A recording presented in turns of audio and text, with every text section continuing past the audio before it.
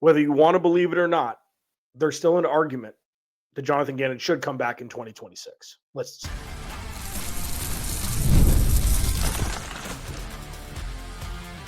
You are Locked On Cardinals, your daily Arizona Cardinals podcast. Part of the Locked On Podcast Network, your team every day.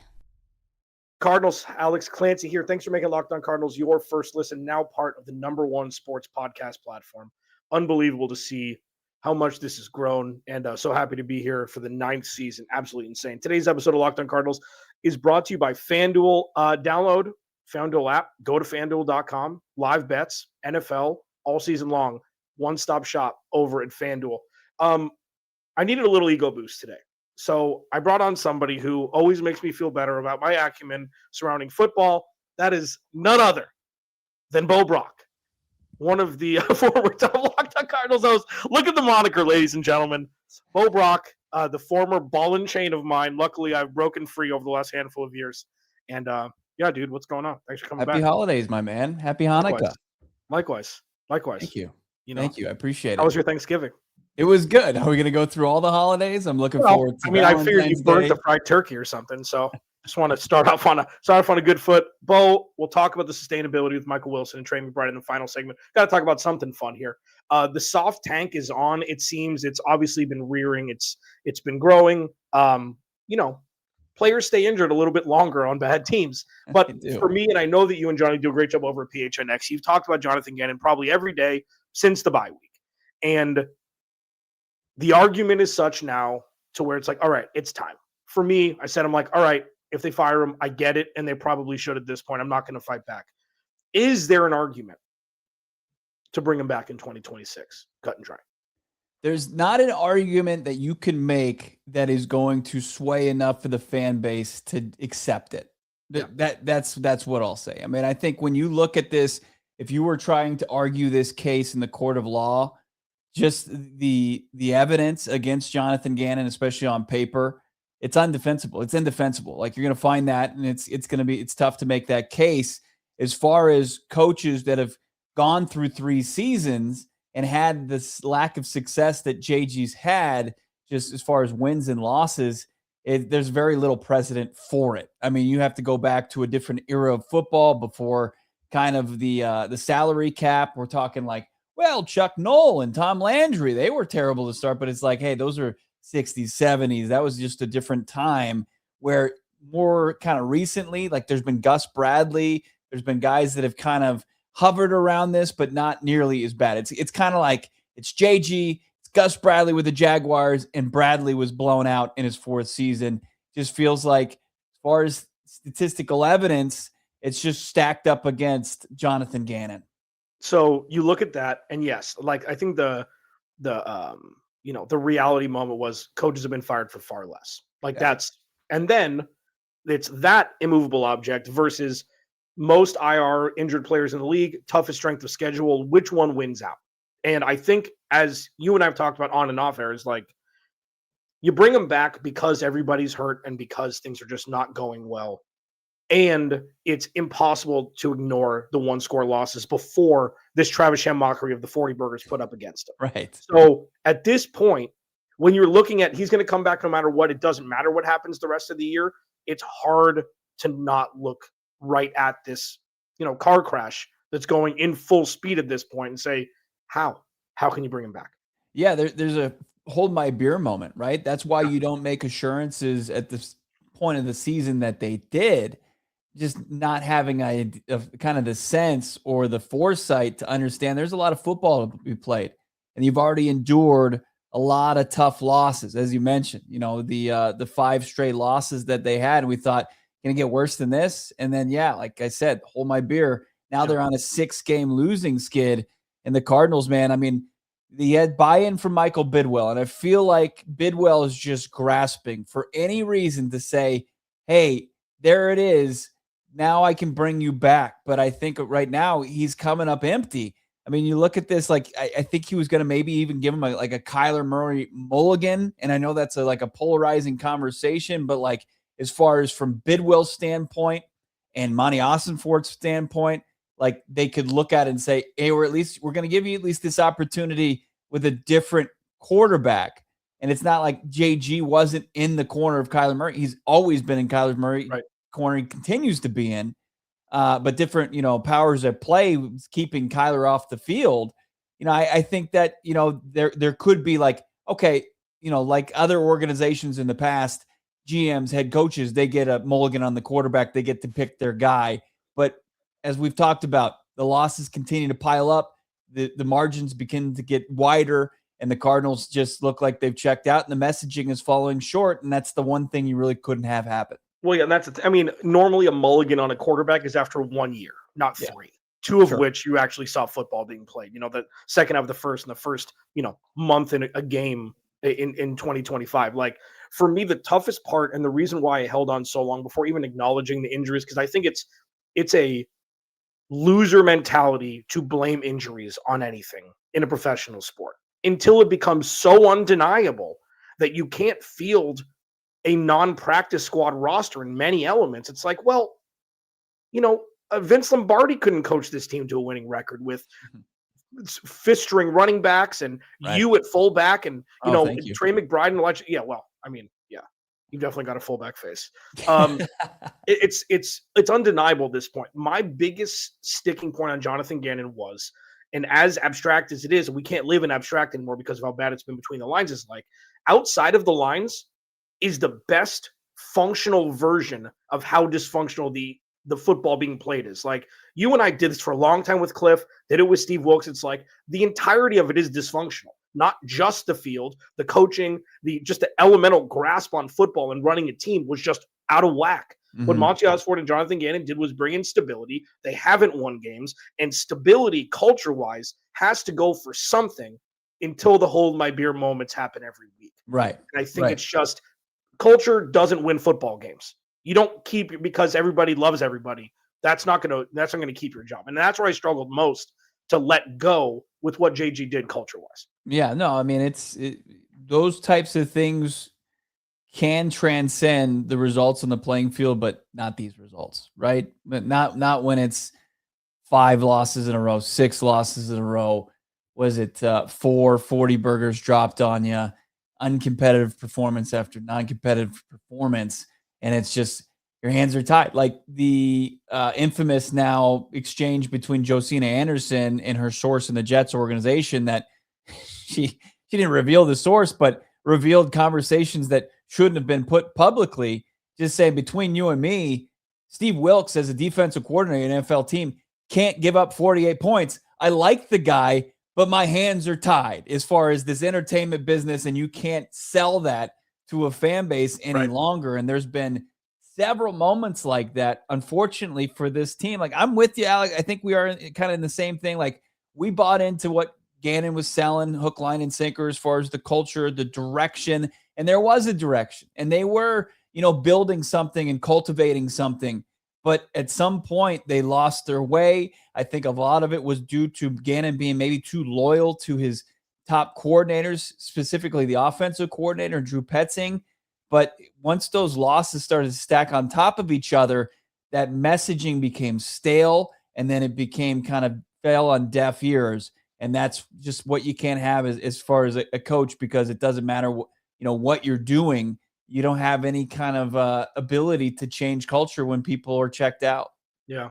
All the money, all the draft picks on defense, you're giving up 40 points a game. It's as a defensive coach, you look at the defense, like to your point, like most of those injuries are on offense, and like defensively, I think you can make the case like Mac Wilson's out. That's a big loss, but you haven't done anything to develop any linebackers as far as this. And that's what we thought Gannon and Rollis were going to be able to do, to become a liability. And then like Max Melton's been out, but before Max Melton dealt with this heel injury, like he was basically benched. So like, were you going to be reliant upon him? Like the defensive front seven that they invested all that money in draft capital, it's still out there, and it's still, surrendering chunk yardage. I get it to where it's, big time running backs, but this elevated from practice squad guy for the Texans, that can't happen. Yeah. Yeah, especially, Texans team altogether that hasn't run the ball very well this year. Bo Brack, PHNX Cardinals, joining me.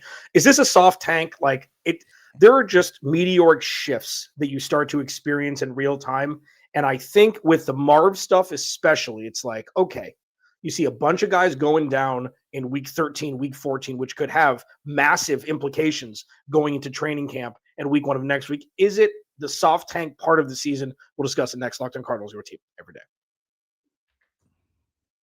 This episode of Locked On Cardinals is brought to you by Rocket Money. Ever feel like your money just disappears each month? It happens fast. A few subscriptions here, an impulse buy here, and suddenly the numbers in your bank account don't match the numbers in your head. And Rocket Money helps you get clarity, track every dollar, and stay in control of your finances, because managing your money shouldn't feel like a second job. Rocket Money does the heavy lifting for you so you can save more and stress less. Rocket Money finds subscriptions like I had 2 Netflix subscriptions. I had a Hulu subscription. And I dropped this into Rocket Money and like, oh, I just saved $25 a month. It does all the big legwork for you. So all you have to do is, just sit there and save money. Take control of your finances and cancel your unwanted subscriptions with Rocket Money. Go to rocketmoney.com/LockedOnNFL today. That's rocketmoney.com/LockedOnNFL. rocketmoney.com/LockedOnNFL. Bo Brack, PHNX Cardinals, joins me. You hear how excited I am. No, they do a great job. He and Johnny do a great job on the team over there.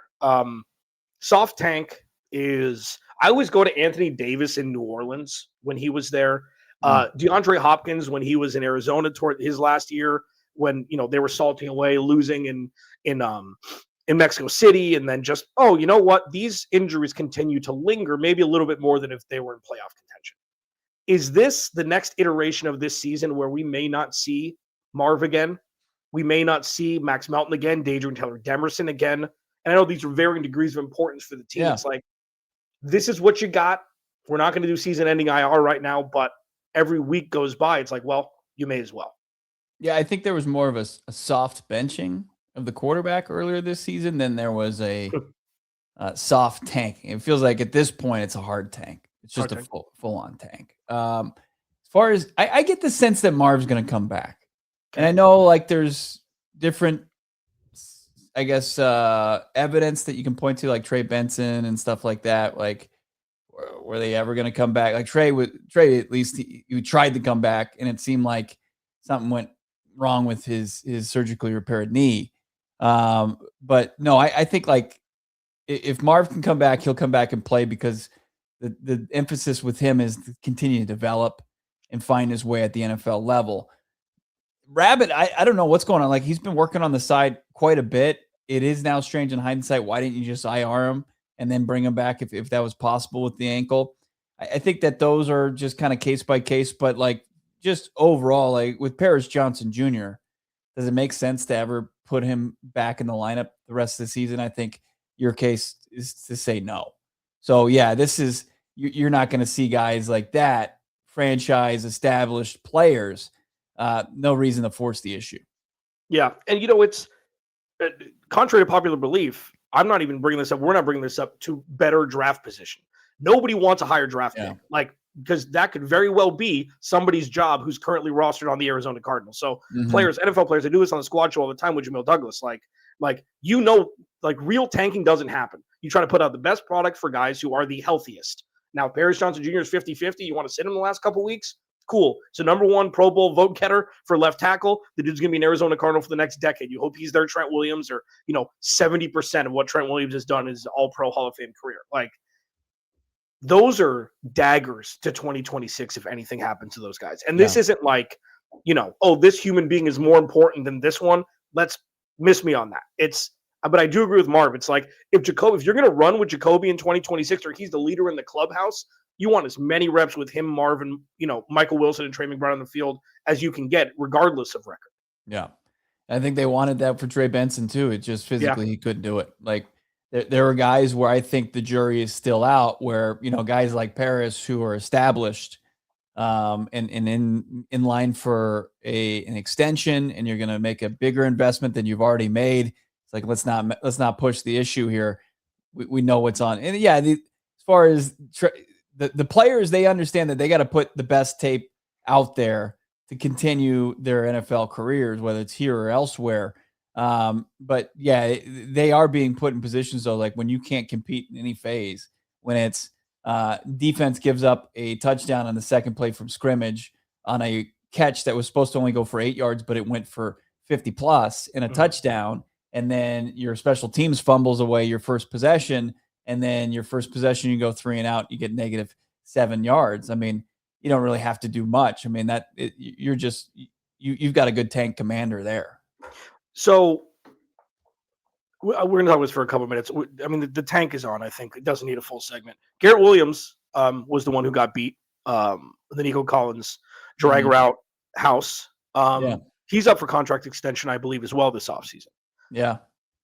When you see Michael Wilson in dollar signs, I'd expect them to extend him this offseason. He's going to make $1 million next year, get ahead of it. You don't want a Christian Kirk situation, even though Michael Wilson seems to have a higher ceiling and a higher floor than Christian Kirk had. I don't know if that has to do with the quarterback or not. Has Garrett Williams played himself out of big-time money, you think, this year? Or do you think he's a prisoner of the moment with how the defense is just broken? Well, I remember he looked like he suffered a serious knee injury. And luckily, he's an ender. It looked like he was able to come back.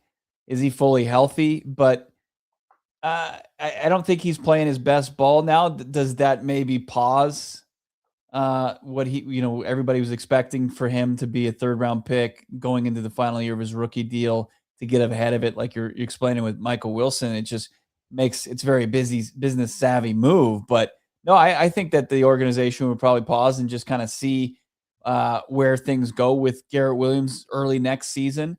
If he can kind of get back to playing at a high level again once he kind of heals up there in the offseason. So, the things, I think they know a lot about Garrett Williams to where if it was just based on his process as far as how he prepares, what he puts into it, they would sign him to an extension. But that's only a part of the equation.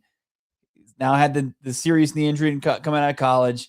Now had this one. Like, is he going to be able to? Is his body going to be able to stay up physically to kind of merit an extension? And for them to wait and see, that's just smart move business wise. Yeah, and I mean also the indictment and the recourse of passing on Cooper DeJean because you have Garrett Williams, and then to not extend Garrett Williams because of a poor 2025 is a double-edged sword of nightmare there because they traded back from X Melton. He's been benched due to performance. Kamari Lassiter is going to be a Pro Bowler, it seems, for a good chunk of his career. Kool-Aid McKinstry's TBD, and Cooper DeJean was drafted where the Cardinals could have taken him in the 2nd round 2 years ago.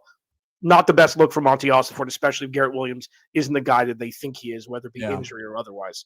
So, it'll be fascinating. And you're going to see a lot of the same names get contract extensions. A lot of that salary cap is going to be eaten up by guys that are already on the team.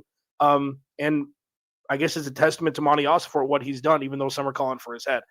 Bo, the sustainability of Michael Wilson and Trey McBride. This is so fun. It's so fascinating. It's a brain blender because we don't know if the garbage time numbers can translate in some capacity to 3rd and 9 when you got to have it for Michael Wilson in a game of importance next season. We'll discuss the sustainability of those two guys, especially with Marv coming back next. Locked On Cardinals, your team every day. Today's episode of Locked On Cardinals brought to you by FanDuel. So listen, FanDuel's got you covered for so many things that isn't just normal, take the over, take the under, things like that. Because NFL Sundays move fast, man. And one big play and suddenly everything feels different. And that's what makes live betting with FanDuel so exciting. You're not just watching the game, you're reacting to it in real time. And with FanDuel, you can place bets as the action unfolds. Every drive, every momentum swing, every highlight moment. And live betting is best when the game starts to shift. A receiver gets hot, a defense tightens up, a turnover, something like that. You may see some long odds. You're like, hey, if this momentum keeps going, I could cash in for some serious cheese. So if you want to be right in the middle of the action this season, visit FanDuel.com and place your NFL live bets all season long. FanDuel, the game moves fast, and so can you. Please go to the YouTube channel, search Locked On Arizona Cardinals, hit that subscribe button, man. You know the drill. First listen, #1 sports podcast platform. It's been a long time coming. I mean, dude, the fact, like, reaching the mountaintop, and I mean, for those that don't know, Bo was my intern for a couple seasons, and Bo co-hosted the show with me. I think the second, so it was 2018 and then 2019. Both of us said Nick Bosa or Quinnen Williams over Kyler Murray. I went back and I was like, I remember we were recording in the Fox Sports 910 studios in Phoenix, and we're like, there's no way they take Kyler Murray. There's no shot that this Cliff and Kyler thing is really going to happen. And then, lo and behold, here we are 7 years later, which is crazy. Bo, sustainability of Steve Keim's last gift to the Arizona Cardinals and Trey McBride, the most idiotic position pick that we've ever seen after trading for Hollywood Brown with all the needs they had that year. It's worked out. And Michael Wilson in 2026.